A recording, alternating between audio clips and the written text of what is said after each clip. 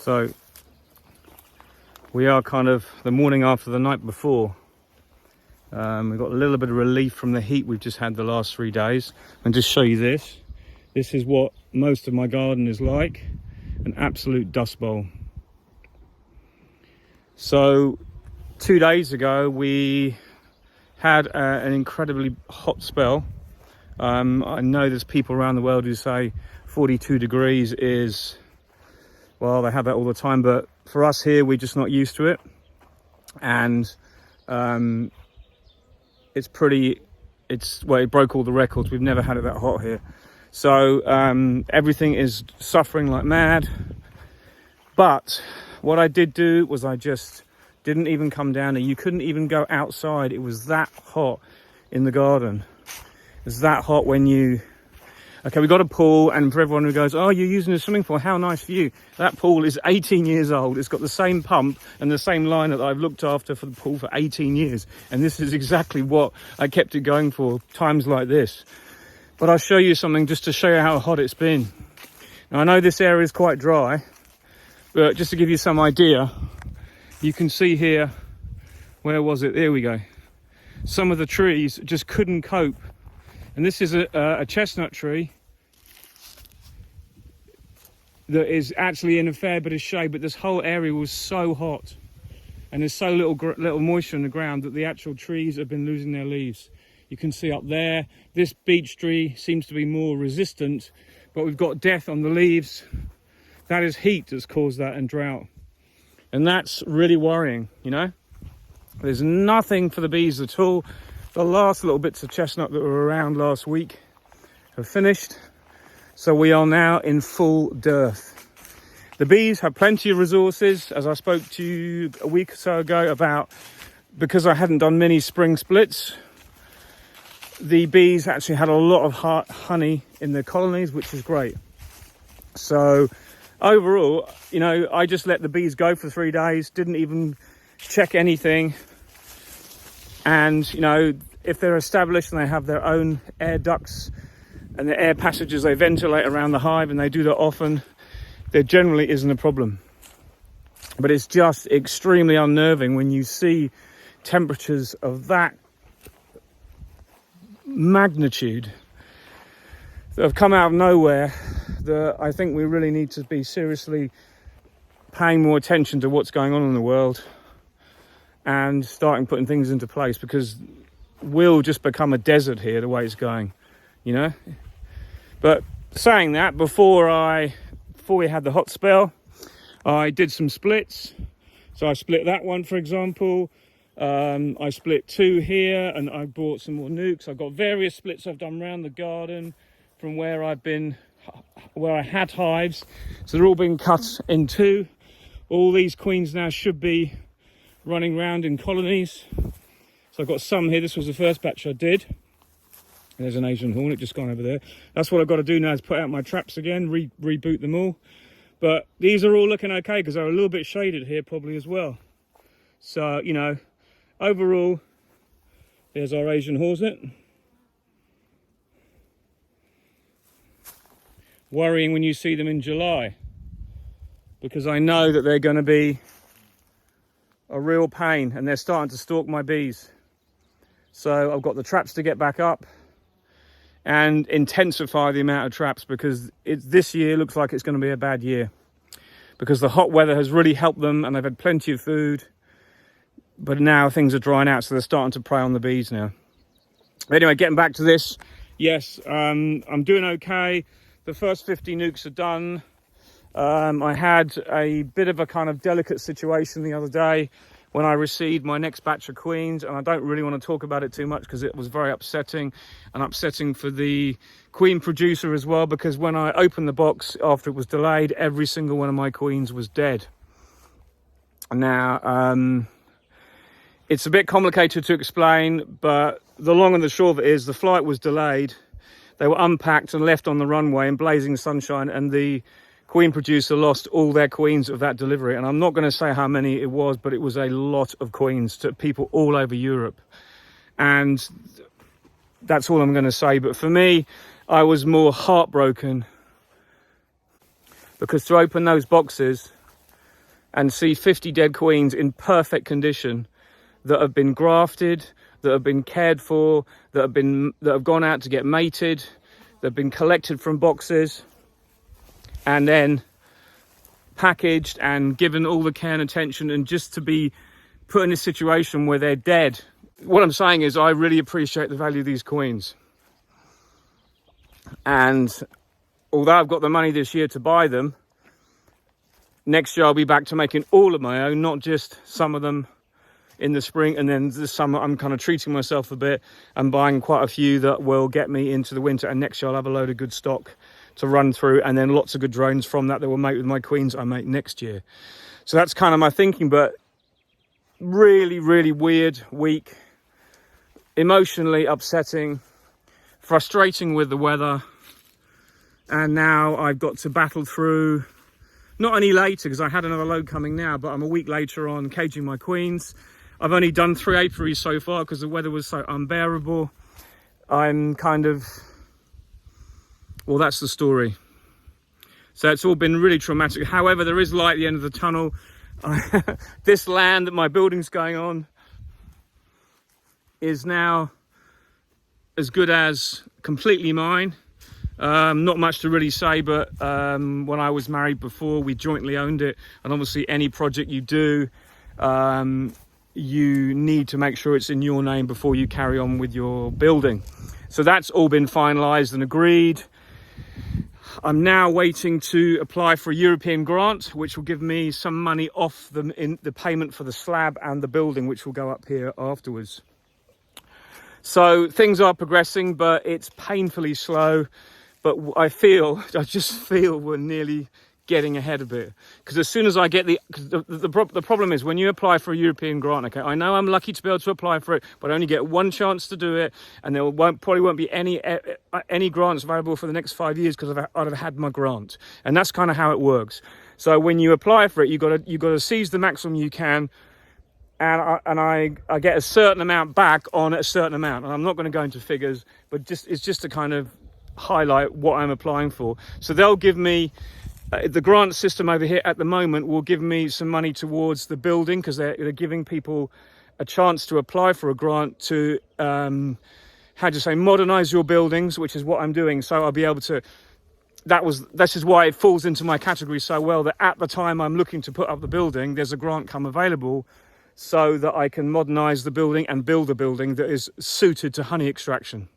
And it's exactly what the grant system is for. So it's going to help me, but it also means that afterwards I'll be able to spend the money I get back on the grant, getting equipment for the building and finishing it all off, which is absolutely brilliant. So, you know, I can consider myself extremely fortunate. This grant will hopefully help me a lot, but it will also means that I can't sign any quotes for the slab and for the building itself. I can't order the building until the grant system has okayed my demand, my dossier that I'm putting in for this.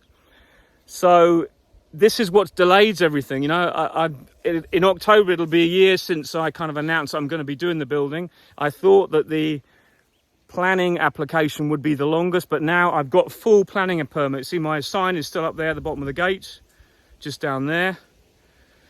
That has now passed the time where any objections that could have been made would have been made. And I did ask my architect, I said, how do you find out whether you know if you get any objections? He said they immediately tell you. They won't let you wait till the end of the application process. So that's gone brilliantly. That is done. But I cannot sign any quotes. I can't say, right, I'll have that stonemason to do the slab, the plant work, all the land, the leveling, the scraping clear, the digging the foundations. I've given the okay for the guy to come and do that, because that's not that expensive. It's only just over 3,000 euros to have that done, because the soil here is really shallow, and it means that we won't need to get rid of a lot of soil because there's a lot of rock underneath. So we'll be able to do something where we don't have to spend thousands and thousands of euros taking soil away, and I've got space to put any spoil, which is brilliant. So that's going to go ahead anyway, as soon as the guy can do it, which means that then that's ready for the stonemason. But I can't give the stonemason the okay until I had the authority from Europe to say, yup, we're going to give you this 30% towards your cost of your building. it is only 30%, but when you're looking at like, you know, 100 and sort of 140, 150,000 euros in total, 30% comes out as quite a bit of money and quite a bit of saving. So that's why it's so frustrating, because you want to just, and what I'm trying to explain is, even if I had the ability to say, yes, I can tell these people to get on with the job as soon as they can fit it in, they can't fit it in now till probably December, January, February at the earliest. So every month you don't give these people the okay to do stuff, they're doing other jobs because there's so much work going on. Even though there's a recession looming and everyone says there's no money and inflation's rocketing, the people who are craftsmen, artisans here, like stonemasons, like builders, have got more work coming out of their ears than they know what to do with, which is brilliant. But it means you've got to get in there and kind of anchor your job down so that you're going to be the next person that gets your bit done. But they're really nice people who are going to do my slab for me, and they are very professional. They ask all the right questions. So even though they're more expensive, I'm going to go with them because I feel they're going to do a really good job. So we're going to have a polished surface as well. We're going to have an extract. I'll tell you what I'm going to have probably more in another video in a few weeks' time. But I'm also going to have underfloor heating in 3 zones of the building, so that I'm having a warming room and an extraction room and like what we call a vestiaire, like a changing room. It's kind of, well, I can't really explain until I show you the plans, but it's all really exciting because it's kind of going to go into place, and I'm getting really excited about it now. I've been nailing down about underfloor heating, and it's taken me ages to get that organised, but underfloor heating is basically going to run off a heat pump. And that may not get my warming room to as hot as I want, but I can use a supplementary heater. Don't forget, I'm buying a fully insulated building, and in that building I'm building a cold room, which will be my extraction room and which will also be my warming room. So I'll only need a very small amount of heat to have a massive effect. So the majority of the heat will come through the floor underneath into the supers when I want to warm the supers up, but the rest of it will be in the air from a radiant heater. So it'll be a really good place, and it'll be economical because long term I will be putting solar panels on the roof of the building. But that's another thing in itself. Everything, as they say, no one's going to do this for me.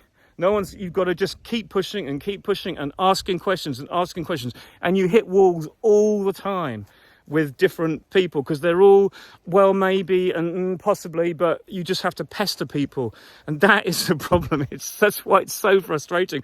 But I've got great support from my friends.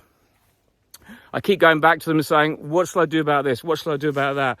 Going to my mate Ollie's farm in Ireland this March was brilliant because it gave me complete focus on the kind of setup I want to have. And but I won't be having the same equipment as he's got because I don't basically do heather. So I've got to be careful with the equipment I choose. I am going for an extraction line, and it's going to be an all singing, all dancing one that will not be used for probably 11 months of the year. But when I use it, it will help me extract my honey really quickly and really efficiently. And I'm just finalising what I'm going to choose. So I'm not quite sure yet. But it's all really exciting. So let's go and put this couple of queens in, release one. I've got one to put under a pushing cage, and then that's that done. And then I'm off to bank the next lot of queens. So we are back at the apiary where we've got a lovely manoir over here. And I was here the other week when I was checking this queen, and I found that it seemed to be no queen in the colony. So I've just come back to release this queen that I put in last week, and she's running around there beautifully still.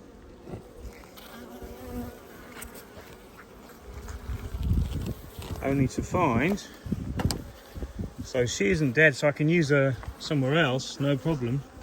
But only to find that next door we have a lovely, you see that there, the larvae glistening away. It's exactly what you do find sometimes. So you think a colony is queenless, you go back, you get a queen ready, and she was on this frame. A nice queen is running around, big fat juicy queen. Whether she's on this frame again still, I don't know. But anyway, the long and the short of it is,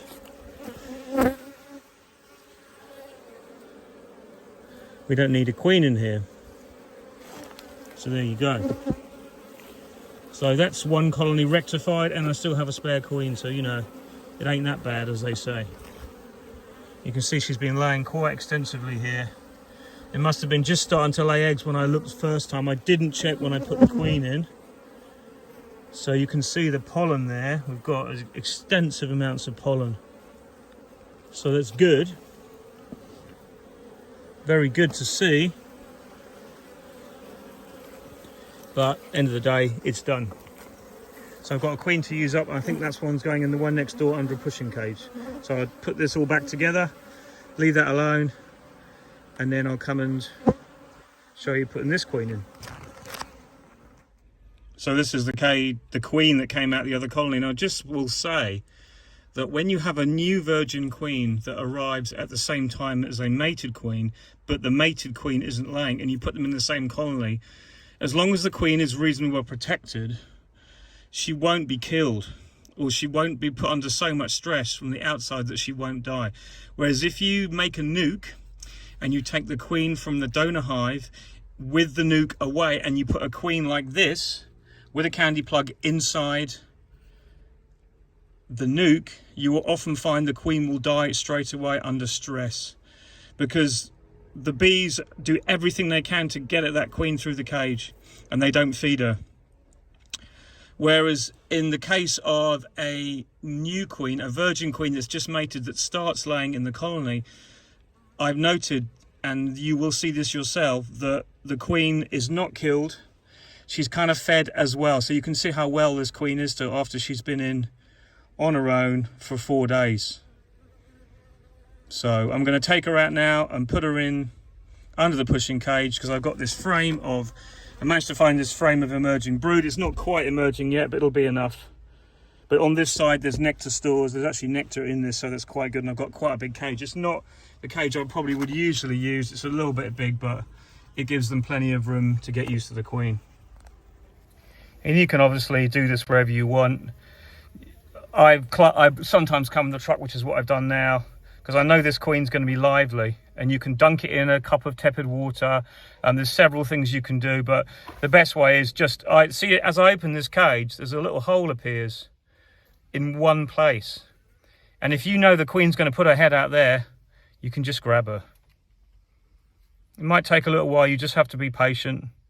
And sometimes you end up opening the whole cage just to grab her because she doesn't come up. But she will. And then once I've got her in my hand, then I can put her under the cage and move her around to where I want her. She's taken her time. She's right down the bottom there. She's been in that cage a long time, and that's why I'm using a pushing cage for this time, because I want her to really get her needs met by the bees underneath the cage as well this time, so it gives her a bit of a break and something different. So I'm just going to open up this cage fully and grab her, because there we go. Managed to get her by the wings. So I'm just going to hold her by the head. Don't forget, you can easily hold the queens like that. You can walk around the apiary. You can grab her by both wings like that.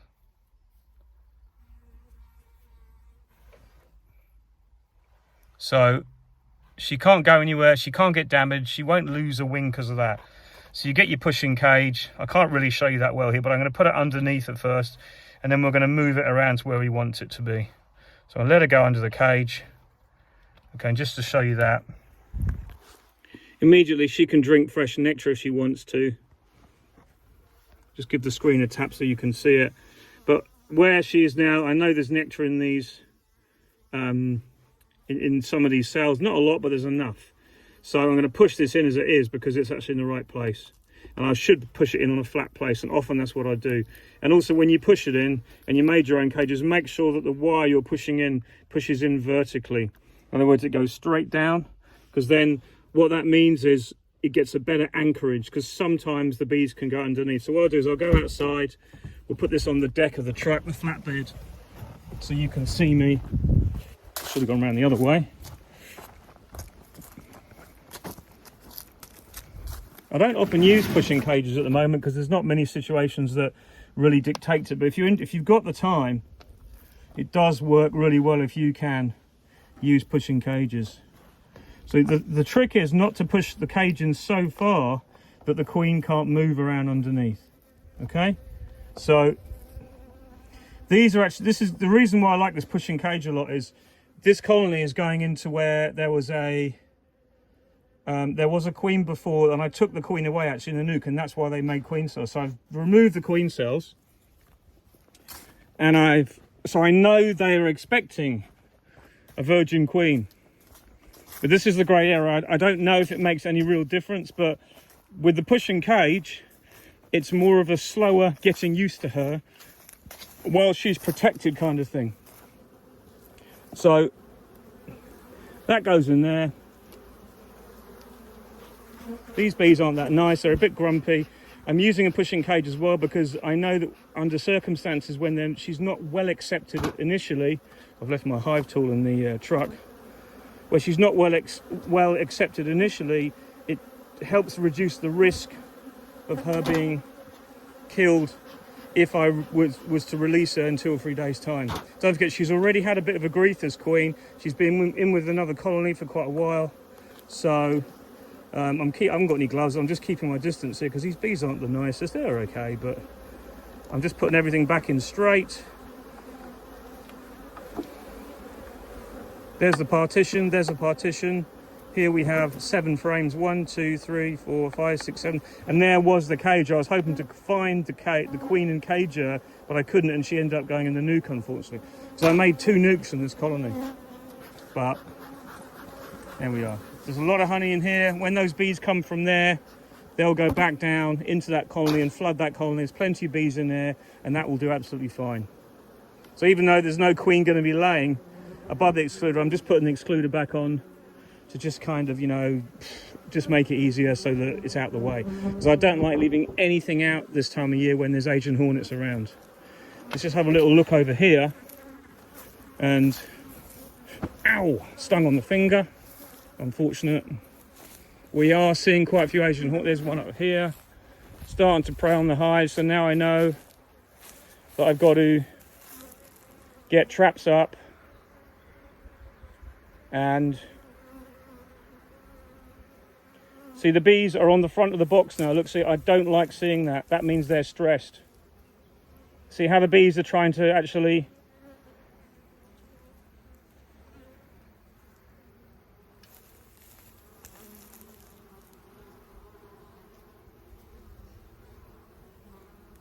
so they all come to the front, and they naturally defend the colony, but also my green doors are going to go on as well. So these are the green doors we use. I've mentioned these before. These just sit on like this, but I don't snap one side down. And what that does is it may work. We're not sure. It gives the bees more protection under their own guise. It gives them less to defend, if you know what I mean. Look at this joker here. Look. They're not actually that successful in real terms. It takes them a long time to catch a bee, but it puts the colony under stress. There's another one up there. Look, this is one I'm seeing 2 in one apiary. This is not good. You see? Another one here. Little shysters. And these nests are only small now, but they're going to quickly grow. So that is what I'm up against. I had it quite a few here last year. So I'm going to go and put all the doors up. There's one there. And this is only early now, so this is not good news.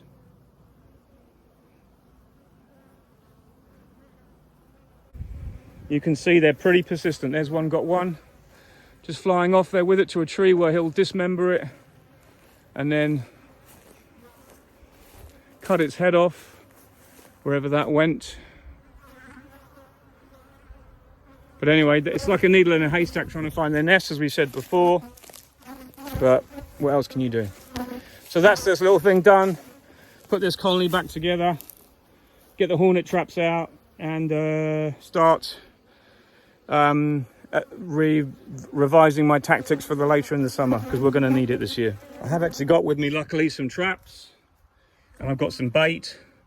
So I'm going to put a few traps out here now, just because I'm here, and it might have immediate effect and get a few, because it's the workers at the start. If you get them at a young stage, then you're going to depress that nest. And these traps can work really well. And we can also hang these traps on the back of the and around the colonies now, because the Asian hornets start to circle around and look for a way in, and that's what they do.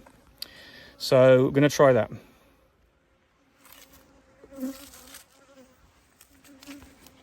So we're going to stick as many out as I can, probably about 8 in this apiary, but we're going to need them here.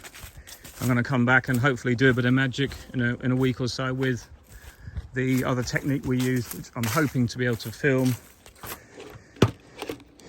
You get to know in an apiary where you're likely to catch more hornets, and we tend to put them on the back of hives here. It's really important to get if you can just see inside there, to get the entrance way there, so that each end, when they go in, they immediately see that dark hole and they crawl into it. So I'm going to see that hornet around the back. They start going around the back of the hives there and predating when they're looking for basically for a way in, you see. So you can see that one there, and that's why we tend to hang the traps on the back of the hives. So everything helps. It's all you can do. They're almost impossible to find.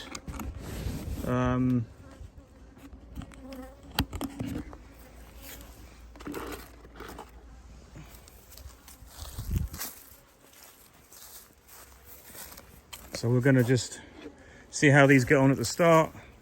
There's one at the back there.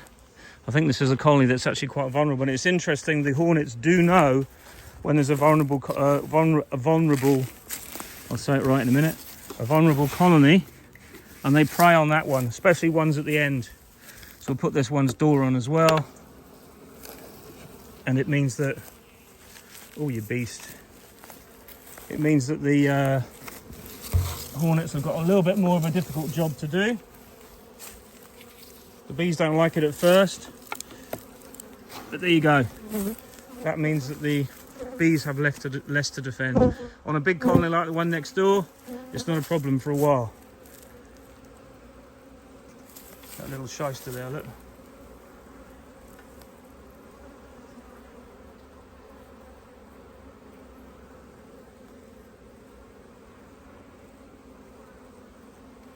Trying to catch a bee.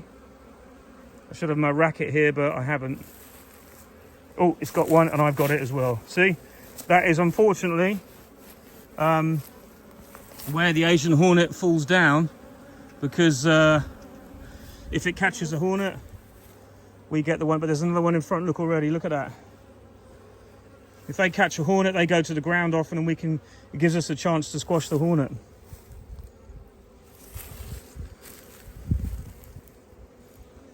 Hunting around my leg there. Little bastards. They are without doubt one of the most clever predators out there. So it's got one there. No, it's going to run off. It's trying to go off. Didn't grab one there.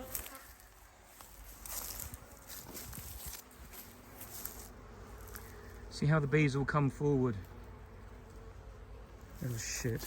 Oh, now that's what I call a good trap. Instantly I've got one. That's why we use these ones, because they work. Good. That has made me feel an awful lot better. Look, another one round there. Look now, look, see? Perfect. Just put another one down here. Well, that is good news. It'll weaken the overall nest. There's one bee in that one, but I'm going to get that. Very few bees you get though. Let's put this one here further down. Okay. So, good news.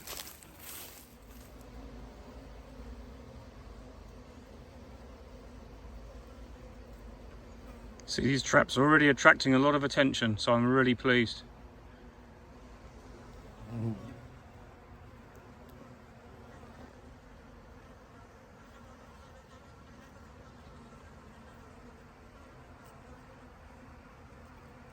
Another one in.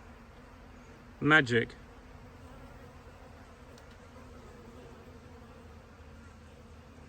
Exactly what it takes the pressure off your colonies.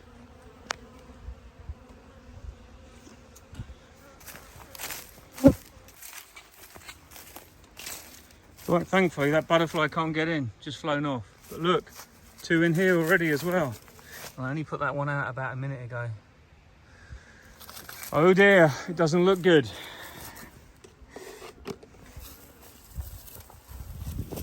So, quite a few in here now, which is good. I'm going to go and get more from home. I've got another box of 50 at home, and they're all going to be out this year, I think. It's going to be a job of emptying the traps very regularly.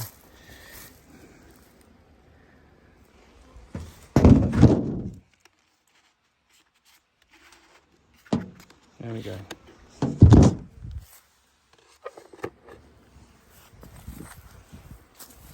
People say, why have you got handles on your highs? There's one of the reasons. As well as it being good for the thieves, it's good for the thieves, which are the hornets. 3 in there now. Bingo. Good.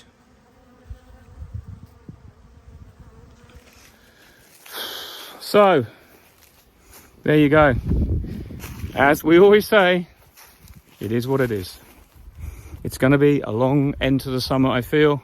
Everything is parched early, and there's a lot of work to do still, with a lot of nasty little buggers around that are only going to grow, so I'm going to have to do different things. Be dynamic, keep on going, head down, arse up. Take care, speak to you again soon. Bye.